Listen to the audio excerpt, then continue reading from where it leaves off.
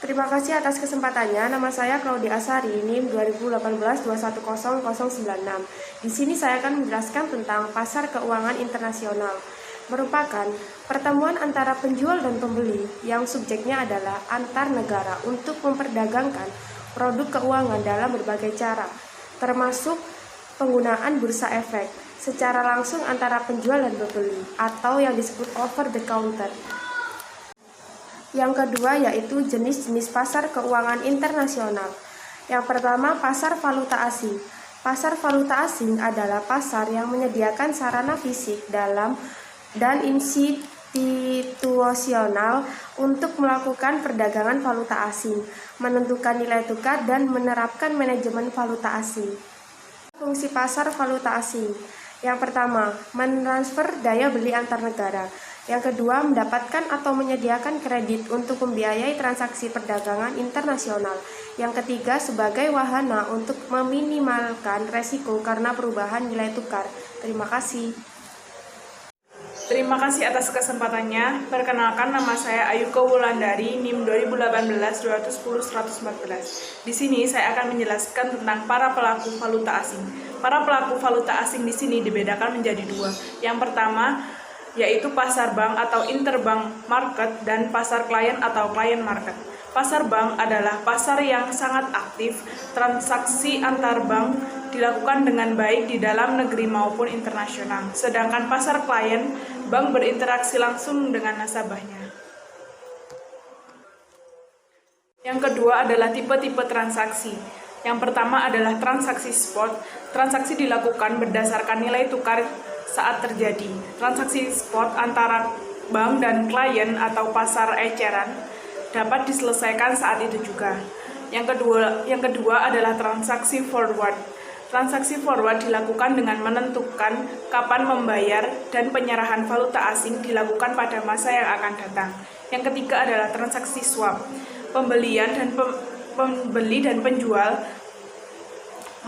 mata uang asing secara bersamaan. Transaksi ini banyak terjadi di pasar antar bank yang sama, di mana penyelesaian transaksi jual beli dilakukan pada tanggal yang berbeda. Kelebihan dan kelemahan falas. Kelebihan yang pertama adalah transaksi 24 jam, yang kedua likuiditas, yang ketiga biaya transaksi, yang keempat keuntungan dan penurunan harga, yang kelima margin perdagangan, yang keenam two-way opportunity, yang ketujuh fungsi leverage. Dan kelemahannya adalah yang pertama resiko kurs pertukaran, yang kedua resiko negara asal. Terima kasih. Nama saya Muhammad Yusuf Ferdiansyah, NIM 2018-210-148. Di sini saya akan melanjutkan presentasi dari teman saya. Saya akan menjelaskan tentang kelemahan dari pasar falas. Yang pertama ada risiko kurs pertukaran. Risiko ini timbul akibat dari naik turunnya nilai tukar kurs falas tersebut. Yang kedua ada risiko negara asal. Risiko ini timbul akibat campur tangan pemerintah yang mata uangnya diperdagangkan di pasar falas. Contohnya seperti intervensi bank sentral di negara tersebut dengan menaikkan tingkat suhu bunga, melepas obligasi pemerintah, pembelian valuta asing secara besar-besaran oleh pemerintah, dan sebagainya. Dan biasanya juga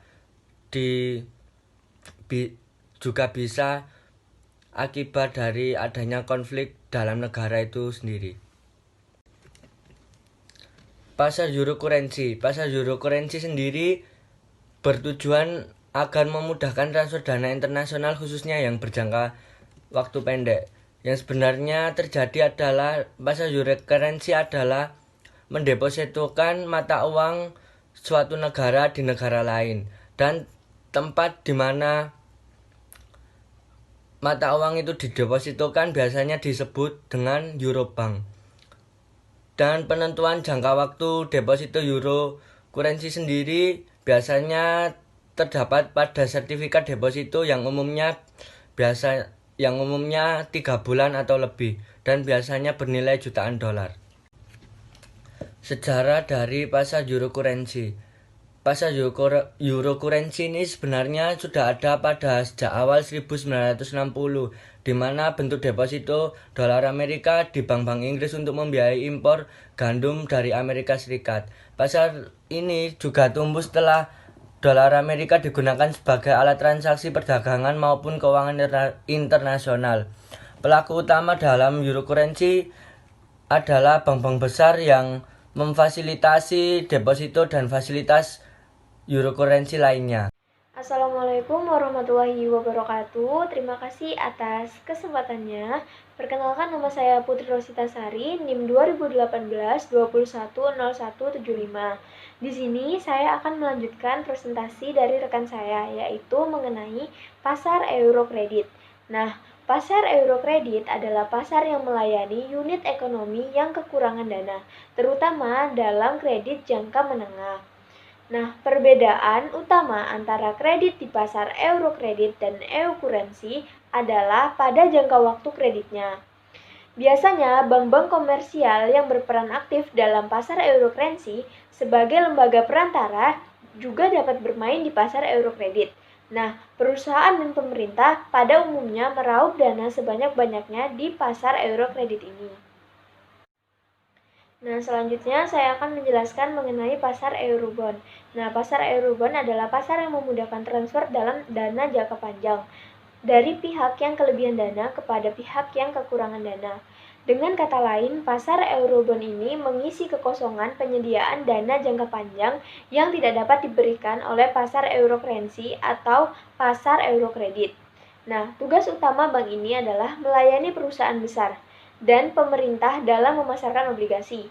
Biasanya, bank-bank ini menempatkan Eurobond bersama lembaga investor sebagai perusahaan asuransi, dana pensiun, dan bond mutual funds. Selanjutnya, saya akan mempresentasikan mengenai motif menggunakan pasar keuangan internasional. Nah, terdapat beberapa motif yang terjadi di pasar keuangan internasional yang menjadi alasan terjadinya transaksi keuangan antar negara. Di antaranya, yang pertama, ada motif untuk memberikan kredit dalam pasar uang. Yang pertama, karena tingginya tingkat suku bunga asing. Beberapa negara mengalami kekurangan dana pinjaman sehingga menyebabkan tingkat bunga di negara tersebut menjadi tinggi. Lalu, yang kedua, ada taksiran kurs mata uang. Nah, pada umumnya, kreditor akan memasukkan modalnya pada negara di mana mata uangnya diharapkan akan menguat terhadap mata uang kredit tersebut.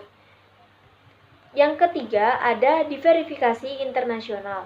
Nah, manfaat dari diverifikasi internasional adalah dapat mengurangi kemungkinan kebangkrutan para peminjam secara bersamaan. Jika negara-negara yang diberikan pinjaman cenderung memiliki siklus usaha yang serupa, maka diversifikasi tersebut akan kurang menguntungkan. Lalu, saya akan menjelaskan mengenai motif untuk meminjam dari pasar uang. Nah, yang pertama ada tingkat suku bunga yang rendah. Beberapa negara memiliki pasokan dana yang cukup besar, sehingga menghasilkan tingkat suku bunga yang relatif rendah. Peminjam akan berusaha untuk meminjam dana dari kreditor pada negara tersebut. Kenapa? Karena suku bunga yang relatif rendah. Lalu yang kedua itu ada taksiran kurs mata uang. Apabila mata uang lokal akan terdepresiasi terhadap mata uang asing, maka MNC atau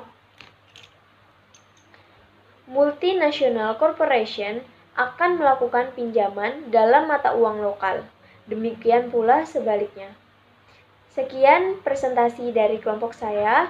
Kurang lebihnya saya mohon maaf. Wassalamualaikum warahmatullahi wabarakatuh.